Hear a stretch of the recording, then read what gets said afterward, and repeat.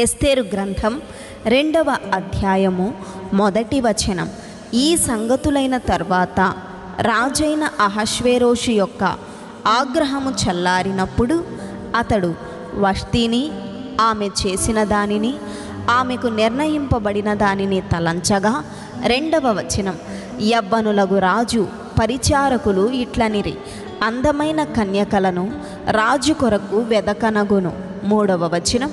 అందు నిమిత్తము సౌందర్యవతులైన కన్యకలందరినీ సమకూర్చి షూషాను కోట అంతఃపురమునకు చేర్చి స్త్రీలకు కాపరియగు రాజు యొక్క నపుంసకుడగు హేగే వశమునకు అప్పగించునట్లు రాజు తన రాజ్యం యొక్క సంస్థానములన్నిటిలో పరిచారకులను నియమించునుగాక.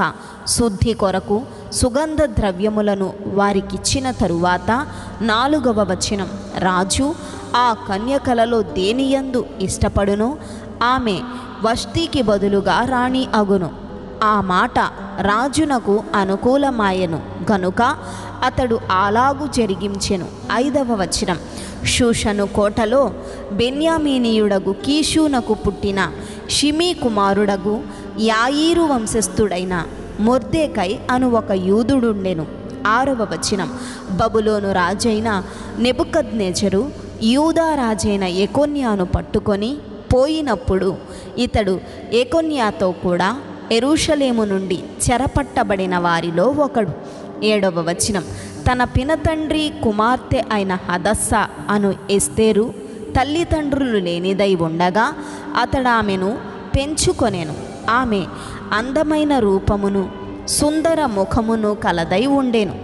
ఆమె తల్లిదండ్రులు మరణము పొందిన తరువాత మొర్దెకై ఆమెను తన కుమార్తెగా స్వీకరించెను. 8వ వచనం. రాజాజ్ఞయు అతని నిర్ణయమును ప్రచురము చేయబడి కన్యకలు అనేకులు షూషాను కోటకు పోగు చేయబడి హేగే వశమునకు అప్పగింపబడగా ఎస్తేరును రాజు యొక్క నగరునకు తేబడి స్త్రీలను కాయు హేగే వశమునకు అప్పగింపబడెను. 9వ వచనం. ఆ చిన్నది అతని దృష్టికి ఇంపైనది గనుక ఆమె అతని వలన దయ పొందెను.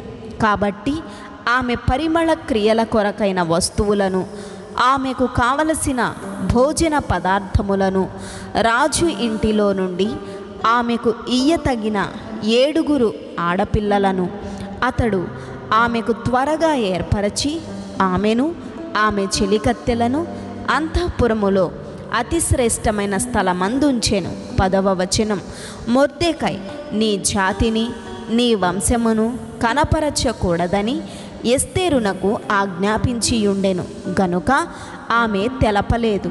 11వ వచనం. ఎస్తేరు ఎలాగుండెనో అదియు ఆమెకేమి సంభవించునో అదియు తెలుసుకొనుటకై అంతఃపురము యొక్క ఆవరణము ఎదుట ప్రతిదినము మొర్దెకై తిరుగులాడుచుండెను. 12వ వచనం. 6 మాసములు గోపరస తైలముతోనూ 6 మాసములు సుగంధ వర్గములతోనూ స్త్రీల పరిమళ క్రియల కొరకైన మరివేరు పదార్థములతోనూ స్త్రీలు పరిమళ క్రియలు ముగించి రాజునొద్దకు పోవువారు 12 మాసములైన తరువాత రాజైన అహష్వేరోషు నొద్దకు వెళ్ళుటకు ఒక్కొక్క చిన్నదానికి వంతు వచ్చినప్పుడు ఒక్కొక్క చిన్నది రాజునొద్దకు ఆ విధముగా పోవుచుండెను. ఏమనగా ఆ తీరున వారు పరిమళ క్రియలు చేయు కాలము సంపూర్ణమగుచుండెను. 13వ వచనం. మరియు అంతఃపురములో నుండి రాజు ఇంటిలోనికి వెళ్ళవలసిన సమయమందు ఆమె ఏమేమి కోరునో అది అట్టి స్త్రీకి ఇయ్యబడుట కద్దు. 14వ వచనం. సాయంత్రమందు ఆమె లోపలికి వెళ్ళి మరుదినము ఉపపత్నులను కాయు రాజు యొక్క షండుడైన షయష్గజు అను అతని వశములోనున్న 2వ అంతఃపురమునకు తిరిగి వచ్చును. ఆమె యందు రాజు సంతోషించి ఆమెను పేరు పెట్టి పిలిచితేనే గాని ఆమె రాజునొద్దకు మరలా వెళ్ళకుండెను. 15వ వచనం. మొర్దెకై తన కుమార్తెగా స్వీకరించుకొనిన తన పినతండ్రి అయిన అబీహాయిలు కుమార్తె అగు ఎస్తేరు రాజునొద్దకు వెళ్ళుటకు వంతు వచ్చినప్పుడు స్త్రీలను కాయు రాజు యొక్క షండుడైన హేగే నిర్ణయించిన అలంకారముగాక ఆమె మరి ఏమీయూ కోరలేదు. ఎస్తేరును చూచిన వారందరికీ ఆమె యందు దయ పుట్టెను. 16వ వచనం. ఈ ప్రకారము ఎస్తేరు రాజైన అహష్వేరోషు ఏలుబడి యందు 7వ సంవత్సరమున టెబేతు అను 10వ నెలలో రాజు నగరులోనికి అతని యొద్దకు పోగా 17వ వచనం. స్త్రీలందరికంటే రాజు ఎస్తేరును ప్రేమించెను. కన్యలందరికంటే ఆమె అతని వలన దయాదాక్షిణ్యములు పొందెను. అతడు రాజ్య కిరీటమును ఆమె తల మీద ఉంచి ఆమెను వస్తీకి బదులుగా రాణిగా నియమించెను. 18వ వచనం. అప్పుడు రాజు తన అధిపతులకందరికిని సేవకులకందరికిని ఎస్తేరు విషయమై ఒక గొప్ప విందు చేయించి సంస్థానములలో సెలవు దినము ప్రకటించి రాజు స్థితికి తగినట్టుగా బహుమతులు ఇప్పించెను. 19వ వచనం. 2వ మారు కన్యకలు కూర్చబడినప్పుడు మొర్దెకై రాజు గుమ్మములో కూర్చొని ఉండెను. 20వ వచనం. ఎస్తేరు మొర్దెకై యొక్క పోషణ మందున్న కాలమున చేసినట్టుగానే ఇప్పుడును అతని మాటకు ఆమె లోబడుచుండెను.